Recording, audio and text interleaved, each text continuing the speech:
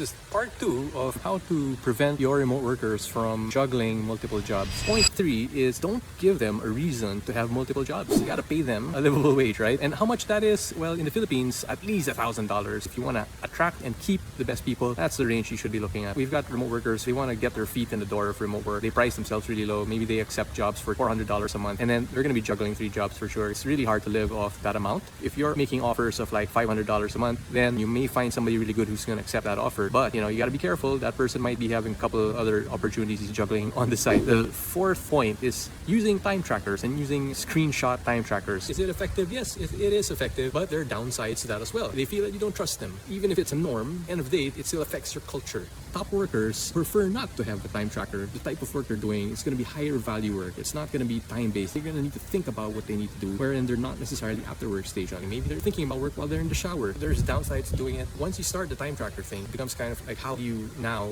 attract top talent if they don't want to use time trackers. It's hard to switch back to not using time trackers if everybody is already using time trackers. Happy recruiting. I'll see you guys later.